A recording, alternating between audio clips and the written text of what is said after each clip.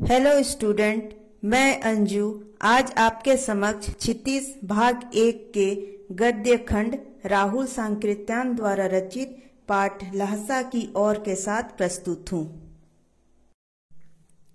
लहसा की ओर राहुल सांकृत्यायन की पहली तिब्बती यात्रा थी, जिसमें इन्होंने अपने यात्रा के वृत्तांत को बताया है। तो सबसे पहले हम लोग लेखक का परिचय जानेंगे। हिंदी के प्रसिद्ध साहित्यकार राहुल सांकृत्यायन का जन्म उत्तर प्रदेश के आजमगढ़ जनपद के पंदहा गांव में सन 1893 ईस्वी में हुआ था। उनका मूल नाम केदार पांडे था। उनकी प्रारंभिक शिक्षा गांव में, मिडिल शिक्षा आजमगढ़ में तथा उच्च शिक्षा काशी, आगरा और लाहौर में हुई। उन्होंने 1930 में श्रीलंका जाकर बौद्ध धर्म की शिक्षा ली। इसके बाद राहुल सांकृत्यायन नाम से प्रसिद्ध हुए।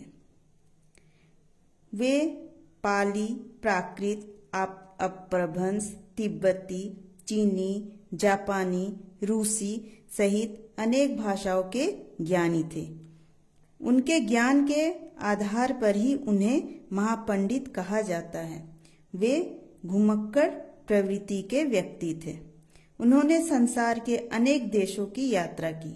साहित्य का यह महापंडित 1963 में संसार छोड़ गया, अर्थात इनकी मृत्यु 1963 में हुई। इनकी रचना जो है, ये क्या क्या रचनाएं किए थे वो हैं। राहुल सांकृत्यायन ने उपन्यास, कहानी, आत्मकथा, यात्रावृत्ति, जीवनी, आलोचना, शोध आदि अनेक विधाओं में साहित्य सृजन किया है। उन्होंने विभिन्न ग्रंथों का हिंदी में अनुवाद भी किया। उनकी कृतियों को 2 भागों में बांटा जा सकता है: अन्य साहित्य, दर्शन, दिग्दर्शन, 22वीं सदी, बोलगा से गंगा, भागो नहीं दुनिया को बदलो, दिमागी गुलामी, ये सभी इनकी रचनाएं हैं। और लहसा की ओर एक इनकी यात्रा वृत्ति की कहानी है। इनके जीवन से जुड़ी यात्रा साहित्य क्या क्या है, जैसे मेरी जीवनी यात्रा 6 भाग में प्रस्तुत किया गया है। राहुल यात्रावली, घुमक्कड़ शास्त्र, किन्नर के देश में, यात्रा के पन्ने, हिमालय परिचय, रूस में 25 मास, ये सभी इनकी यात्रा साहित्य हैं। इनकी साहित्यिक विशेषताएं हैं। यात्रा वृत्ति लेखन में राहुल जी का स्थान अद्वितीय है। उन्होंने घुमक्कड़ी के शास्त्र की रचना की। उन्होंने घुमक्कड़ी के लाभ का विस्तृत उद्देश्य बताया तथा यात्रा को ही घुमक्कड़ का उद्देश्य बताया। इनका मानना था कि इससे मनोरंजन, ज्ञानवर्धन, अज्ञात स्थानों की जानकारी के साथ साथ भाषा का सांस्कृतिक आदान प्रदान भी होता है। इनकी भाषा शैली थी। राहुल जी ने अपनी रचनाओं में परिनिष्ठित एवं शुद्ध भाषा का प्रयोग किया है। उनकी रचनाओं में तत्सम, तद्भव के साथ साथ अरबी, फारसी, हिंदी की बोलियों के रोचक शब्दों का प्रयोग हुआ है। लोकोक्तियां तथा मुहावरों के प्रयोग से भाषा की रोचकता बढ़ गई है। आज हम लोग लहसा की ओर पाठ का सारांश जानेंगे। लहसा की ओर नामक पाठ लेखक की प्रथम तिब्बत यात्रा से लिया गया है। उन्होंने 1929-30 में नेपाल के रास्ते या यात्रा आरंभ की थी। उस समय भारतीयों को तिब्बत यात्रा की अनुमति नहीं मिलती थी। इसी के कारण लेखक ने यह यात्रा भिखमंगे के वेश में किया। इस पाठ में उन्होंने लहसा की ओर जाने वाले दुर्गम रास्ते का रोचक वर्णन किया है। इससे तिब्बती समाज के बारे में अनेक जानकारी मिलती है। लेखक ने तिब्बत की अपनी यात्रा नेपाल तिब्बत के मार्ग से की थी, क्योंकि तब फरी कलिडपोड का रास्ता नहीं खुला था। इसी रास्ते से हिंदुस्तानी वस्तुएं भी तिब्बत जाती थी।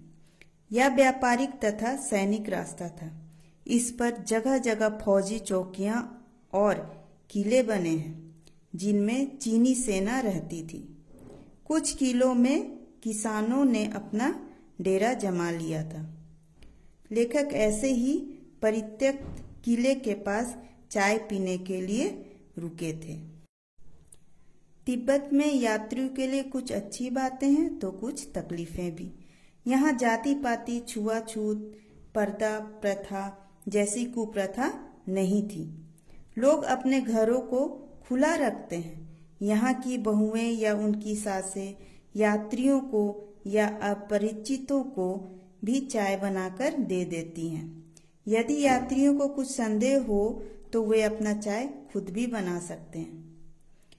चीनी किले से चाय पीकर जब लेखक चलने लगा तो उसने रहदारी मांगने वाले व्यक्ति को दोनों चीटें दे दी। थोंडला के आखिरी गांव में उसे मित्र सुमति के जान पहचान के लोग मिले। इस कारण लेखक को ठहरने की अच्छी जगह मिल गई। 5 साल बाद लेखक जब भद्र यात्री के वेश में घोड़े पर सवार होकर आया था तब उसे जगह नहीं मिली और उसे एक निर्धन झोपड़े में रात बितानी पड़ी। अब लेखक को सबसे विकट डांडा थोंडला पार करना था। 16-17 हजार फीट ऊंचाई पर स्थित ये डांडे सबसे खतरनाक जगह हैं। इनके आसपास कोई गांव नहीं होता है। नदियों के मोड़ और पहाड़ों के कोनों के कारण दूर तक आदमी नहीं दिखते हैं। यहाँ किसी की हत्या हो जाए तो पुलिस या खुफिया विभाग कोई चिंता नहीं करता है। वहाँ कोई हत्या का गवाह भी तो नहीं मिलता था। यह डाकुओं के लिए अत्यंत सुरक्षित जगह है। डाकू आदमी को पहले मारते हैं, फिर लूट के लिए माल खोजते हैं। हथियार का कानून ना होने के कारण लोग हथियार लेकर घूमते हैं। डाकू यदि जान से ना मारे तो उन्हें अपनी ही जान का खतरा रहता है। लेखक और उसके साथी भिखमंगों के वेश में थे। जान का खतरा होते ही वे क्या करते थे? भीख मांगने लगते थे। पहाड़ पर सामान के साथ चलना कठिन था, इसलिए लेखक ने 2 घोड़े कर लिए और चलते गए। दोपहर तक वे डांडे पर पहुंचे जो 17-18 हजार फीट ऊंचा था। यहाँ का वातावरण मनोरम था।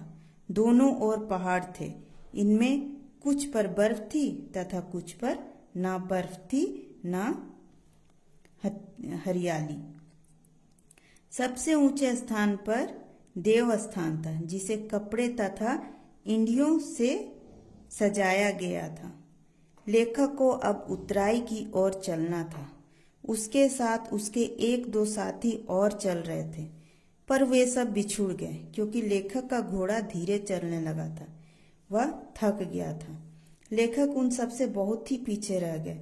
इसी बीच वह रास्ता भटककर कहीं और चले गए, फिर वापस रास्ते पर लौटकर आए। लेखक और उसके साथी अब टिनरी के विशाल मैदान में थे। इसके चारों ओर पहाड़ थे जिससे यह मैदान टापू जैसा दिख रहा था। इसी मैदान में टिनरी समाधि गिरी है। यहाँ भी सुमति के यजमान थे। वे यजमानों के यहाँ जाना चाहते थे। बोध गया से लाए गंडे खत्म होने पर किसी भी लाल कपड़े का गंडा बनाकर बांटना शुरू कर देते थे। लेखक ने उन्हें ऐसा करने से रोका। लेखक को भारवाहक ना मिल पाने के कारण सामान लेकर स्वयं चलना पड़ रहा था। तिब्बत की कड़ी धूप में 2 बजे सूरज की ओर मुंह करके चलने से गर्मी लग रही थी। सुमति अपने एक यजमान से मिलना चाह रहे थे, इसलिए उन्होंने सेकर बिहार की ओर चलने के लिए कहा। तिब्बत की जमीन जमींदारों में बंटी है, जिनका ज्यादा हिस्सा मठों के पास है। जागीरदार मजदूरों से बेगार में खेती कराता है। खेती की देखरेख के लिए भिक्षु भेजे जाते हैं जो राजा से कम नहीं होते हैं। शेखर की खेती के मुखिया लेखक से मिले। वहाँ एक सुंदर मंदिर था। उसमें कुंजर की हस्तलिखित 103 पोथियां रखी थी। एक एक पोथी का वजन 15-15 सेर था। वह 4 बजे के करीब लंडोकर पहुंचा, जहां उसका जानकर सुमित प्रतीक्षा करता मिला। वह बहुत गुस्से में था, पर सारी बात जानकर उनका क्रोध शांत हो गया। लंडोकर में वह अच्छी जगह रुका। यहाँ उसे खाने को सत्तू, चाय तथा रात में गर्मा गर्म थुक्पा मिला। सुमति अनुमति लेकर अपने यजमानों के पास चला गया। तिणरी गांव वहां से दूर नहीं था। लेखक ने सामान उठाया और भिक्षु नमसे से विदा लेकर चल पड़े। तो ये था लहसा की और की कहानी।